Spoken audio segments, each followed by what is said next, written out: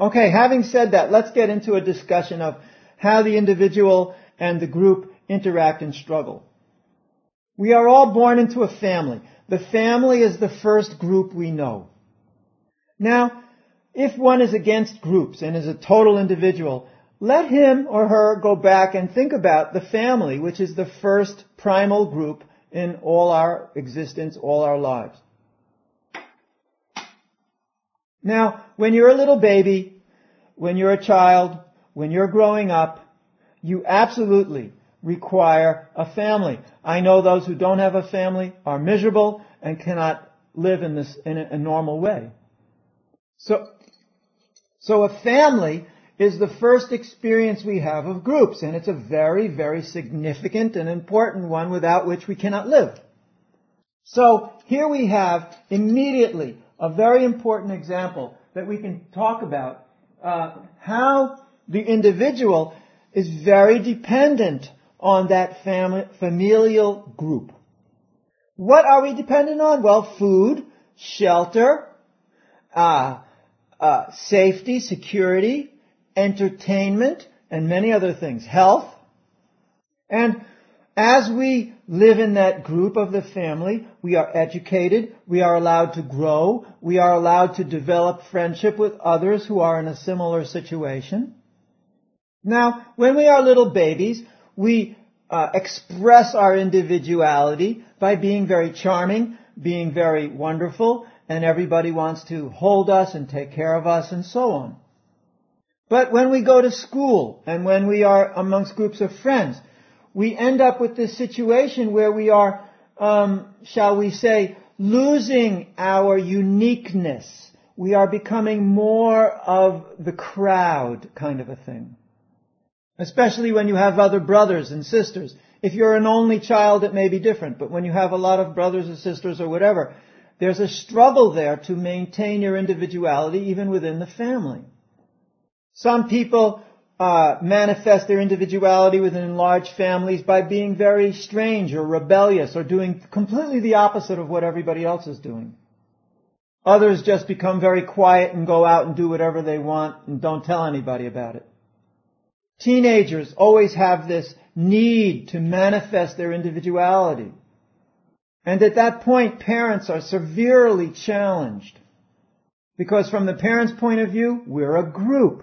We're a family. As a family, we have expectations and standards.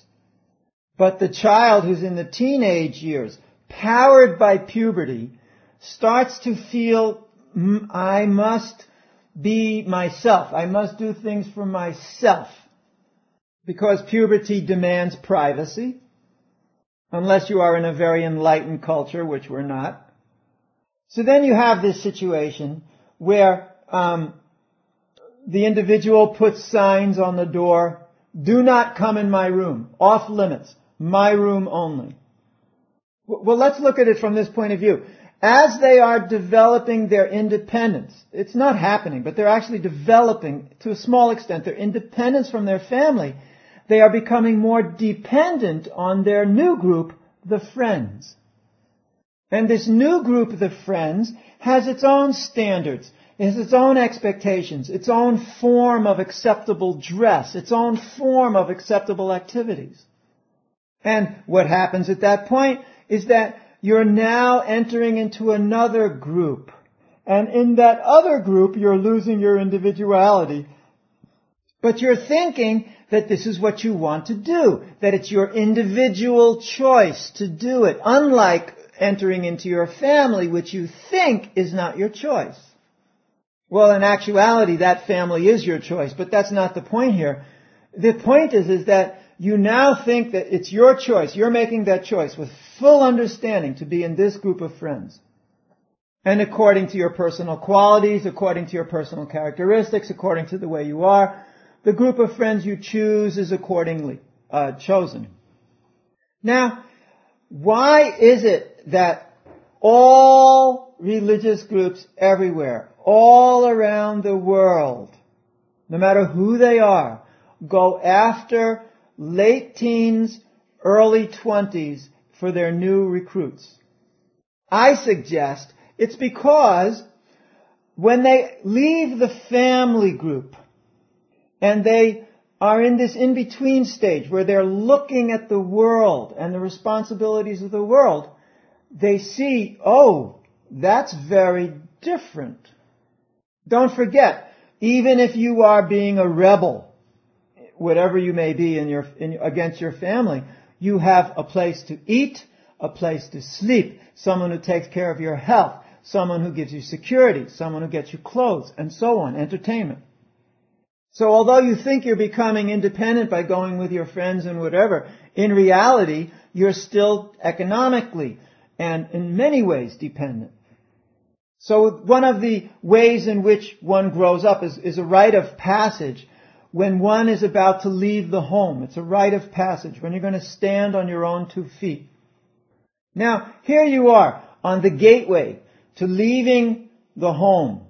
And you look out there and you see, well, you're going to have to get a job, you're going to have to make money, you're going to have to take care of yourself, you're going to have to even feed yourself, you're going to have to do all these things yourself. And depending on who you are, you'll go in a certain direction. Now, okay, we're talking about spiritualists here because we are spiritualists. We're interested in spiritual things and religious things and things which have to do with the divine and the living entity and so on. So we're going to talk about that kind of person. So here we have that kind of a person, us, faced with this choice, and then looking around and seeing this opportunity to do something spiritual and at the same time have in a group food, shelter, being taken care of, security. So in many practical ways, it's a natural flow from the family to the independence to the other kind of family, often called spiritual family, within which one feels the same kind of a protected bubble one had at home. But in this situation, it's a spiritual context. You feel justified. You feel God is on your side. Can you imagine now? God is on your side. You have left your materialistic home and you have found a new home which is spiritual and there's no more materialism and now God is on your side and everybody else doesn't get it. And then your family comes to visit you and you say, you don't get it because God's on my side. God's not on your side. Because you are sinful and I am not. You are going to face all kinds of karmic reactions. I'm getting freed from that. So another form of identification starts to take place as a negation of the sinful people that are everywhere throughout the world, where we define ourselves through negation by seeing all kinds of sinful people around the world and saying, I'm not one of them. I'm in this bubble of safety. I'm in this oasis, in this desert of materialism, and this oasis shall carry me forth. And if I have to lose my individuality to this understanding and be what it means to be this pure soul who goes back to God, freed from this desert, so be it. I like it. Now, in every religious group, there is a honeymoon period where you first come from the horrible vision of the material existence and you come into the spiritual existence, and for some period of time, some years, you just feel this is it. I have really made it. I'm now going to solve all those problems. And now I'm going to go out and preach the word. I'm going to preach the message. I'm going to save the world. Because this is right. God is on my side. Every other person needs this because they are sick with the materialistic virus. Now, after a while, this wears off. And the individuality starts to manifest. Again, the need to be an individual within this group starts to manifest. So a little bit of rebellion, or shall we say carving out one's place, starts to take place. Instead of the communal existence, one wants some special facility, to be seen in a special way, to have some uniqueness, perhaps a managerial position or some kind of spiritual position where one is recognized. And one tries to define oneself in terms of these acquisitions. Yet there comes a time when this isn't working, and one requires to look at oneself in the mirror and understand, what is it that I want as a person? And then sometimes that person moves away from this, looking for again how to define themselves as individuals. And then one feels lonely and needs a group.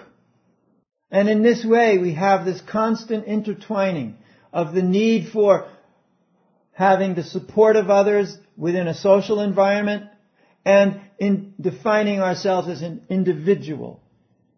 It's probably the primary, most significant struggle we have in our lives, and it's continually going on. In fact, it's there at every moment. What do I want? Yet, what does the group expect? Whatever that group may be. Could be society, family, friends, anything. And how do I deal with the two? Okay, so that's clear.